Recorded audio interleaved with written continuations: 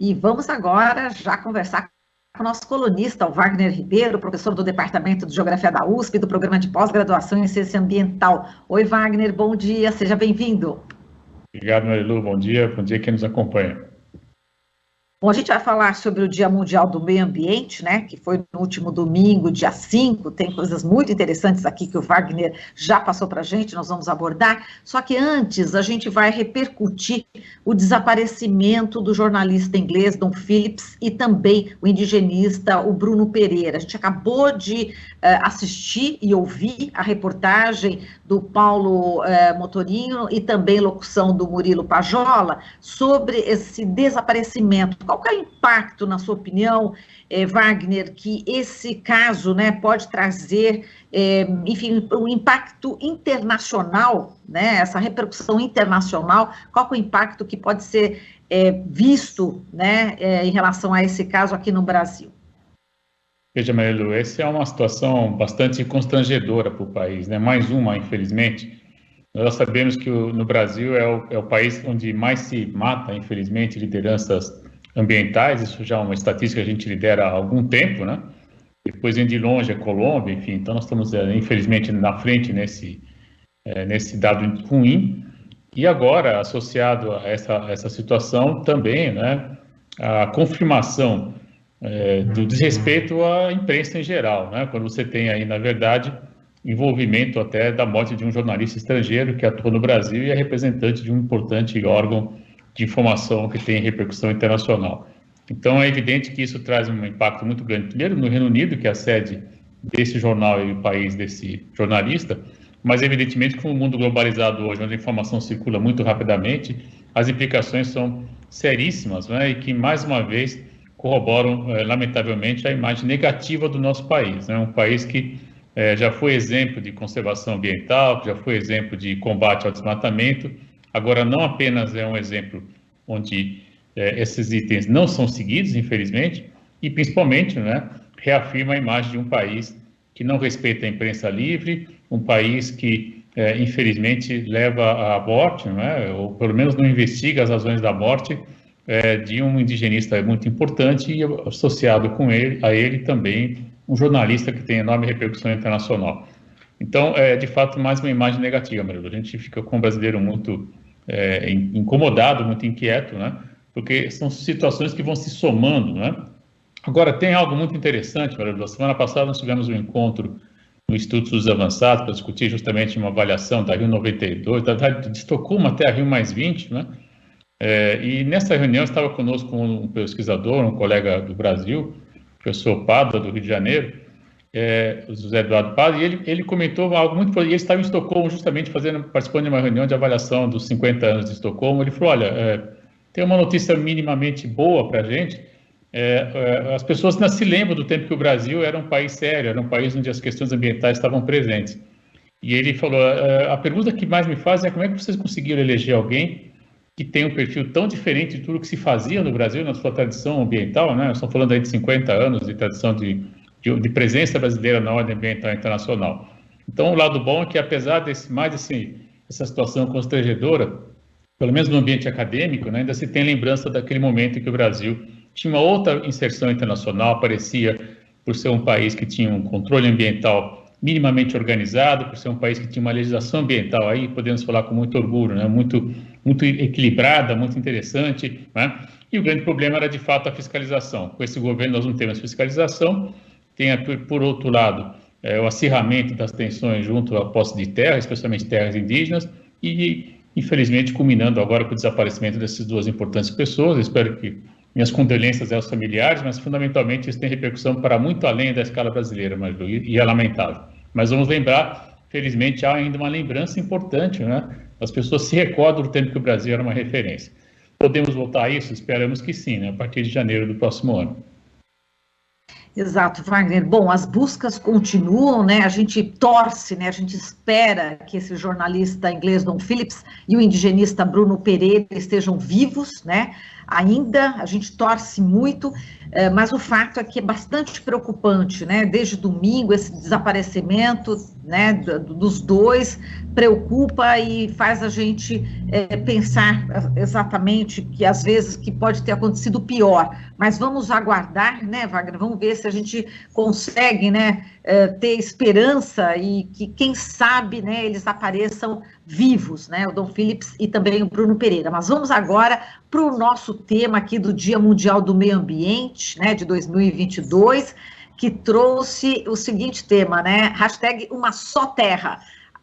Terra só tem uma, né, Wagner? E a gente precisa exatamente cuidar. E a gente sabe que só comemorar o Dia do Meio Ambiente não é possível, né, fazer toda a mudança necessária. A gente precisa se engajar, não é isso, Wagner? Veja, Marilu, essa acho que é uma grande questão que você apresenta, né? A gente tem as datas aí, ela foi criado lá, realmente nessa reunião de Estocolmo, né? Depois o PNUMA, no ano seguinte, acabou implementando. Então, já são quase 50 anos onde se fala do Dia Mundial do Meio Ambiente e a gente vê, infelizmente, ao longo desse meio século, né? Não é pouco tempo, as condições ambientais piorarem enormemente, né? Inclusive, Marilu, o que gera muita preocupação é que a gente pega... tem muita gente que costuma associar a degradação ambiental ao aumento populacional, né? Aí eu já fiz essa conta algumas vezes. Quando a gente vai olhar o crescimento populacional, o gráfico é mais ou menos assim, né? Só que a degradação ambiental, o gráfico é assim, ele é muito maior, a curva é muito mais intensa, né?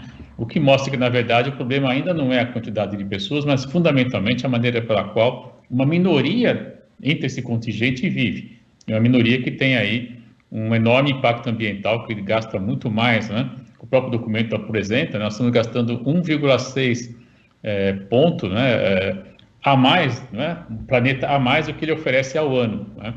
É mais ou menos como se você tivesse um saldo no banco, você está usando 1,5 vezes a mais do que você teria disponível, né, todos os anos. Isso, evidentemente, vai gerar um déficit ao final e você não vai ter condição de saldar, né? E o planeta está chegando a essa condição quando nós pensamos em serviços ambientais.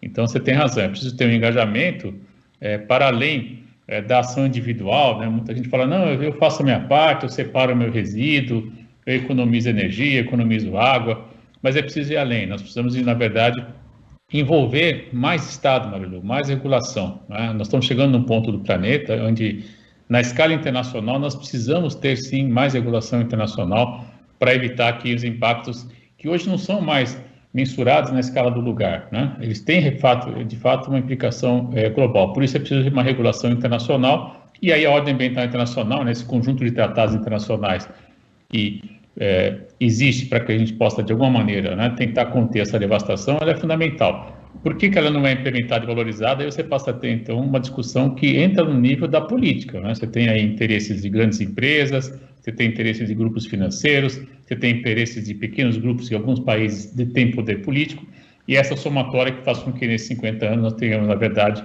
infelizmente, muito mais devastação ambiental do que jamais vista no planeta, né? Então é uma contradição, Marilu, eu sempre comento isso com meus alunos, né? Nós temos, na verdade, muito mais informação, muito mais conhecimento, programas de pós-graduação, uma infinidade de livros, né? Se você pegar a literatura hoje na área socioambiental, é extraordinária.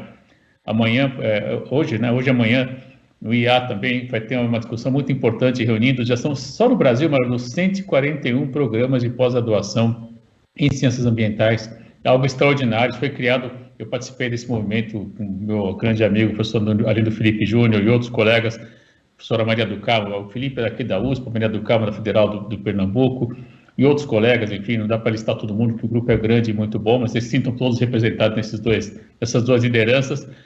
Nós participamos da criação dessa área, Marilu, há pouco mais de 10 anos, e já são 141 programas na CAPES. Quer dizer, isso mostra que nós temos, sim, uma capacidade hoje de gestão, uma capacidade de análise crítica muito grande, né?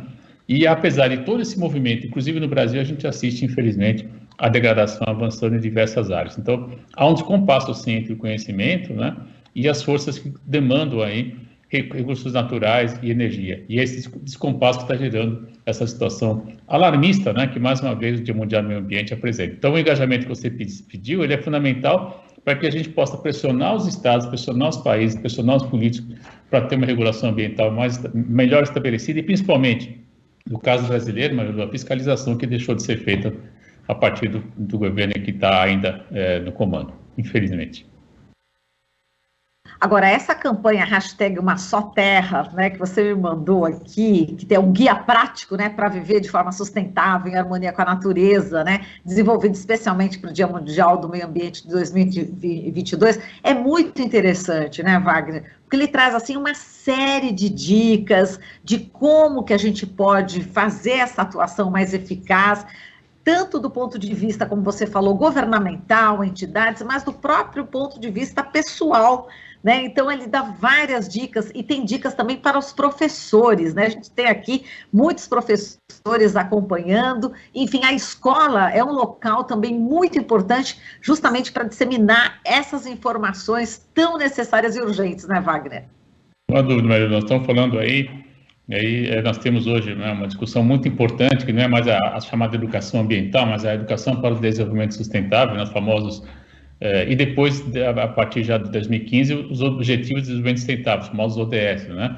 Eu tenho uma estudante de doutorado, a Fabiana Pegoraro, que está concluindo já a tese dela sobre esse tema, e está indo muito bem, inclusive, e nós temos a clareza, né, de que é preciso avançar, sensibilizando os estudantes para 17 metas do milênio que a gente tem, 17 metas dos ODS, desculpe, que a gente tem aí, e elas estão pautadas fundamentalmente, Maria, numa mudança de atitude em relação à natureza, né? Numa mudança de atitude em relação aos recursos naturais, em relação aos serviços ambientais, né? E é muito interessante que quando a gente vai conversar com as crianças, e eu também, entre outras coisas, também sou autor de livro didático, enfim, a gente tem essa preocupação também de chegar aos estudantes, de chegar às crianças, né, no caso, e porque eu acredito, Marino, muito nessa juventude que está posta, né? A gente não por acaso tem hoje uma liderança como a Greta Thunberg e outros que já também apontam, né, despontam no Brasil com uma voz, com uma vocalização fundamental, colocando a dedo na ferida mesmo, né, mostrando, olha, é preciso fazer algo, porque senão a minha geração que já está no planeta vai ter problemas sérios para conseguir manter um padrão de vida digno, né? E essa educação para o desenvolvimento sustentável e para as ODS que a gente fala hoje, ela está justamente trazendo essa questão, né? E o guia que o Programa das Nações Unidas para o Meio Ambiente soltou agora, ele, como você lembrou muito bem, ele apresenta várias possibilidades, né, de trabalho envolvendo a comunidade escolar. E aí, do meu ponto de vista, é mais um argumento contra a chamada formação residencial, para usar uma palavra amena, né, dos estudantes. O aluno que está sendo formado em casa, ele não vai ter contato com essas questões, enfim, é algo realmente muito preocupante, né? Então, mostra mais uma vez que toda essa ação coordenada de quem achava que era um governo atabalhoado, etc., não, né? Eles estão aí destruindo o meio ambiente, não está fiscalizando nada, está tirando o aluno da escola para que ele não discuta essas questões fundamentais, enfim, está querendo formar um indivíduo completamente alheio, inclusive, às questões mais centrais do mundo contemporâneo. E isso, como brasileiro, eu fico muito preocupado, né? Imagina se essas pessoas vão passar a comandar o país no futuro, né, se elas foram criadas em verdadeiras bolhas isoladas, né, sem discutir, por exemplo, a educação para o desenvolvimento sustentável para os ODS. Realmente algo muito preocupante para nós. São pessoas que vão ficar descoladas, né, dos grandes temas mundiais, o que vai deixar o Brasil numa posição muito aquém do que nós temos possibilidade de estar influenciando, por exemplo.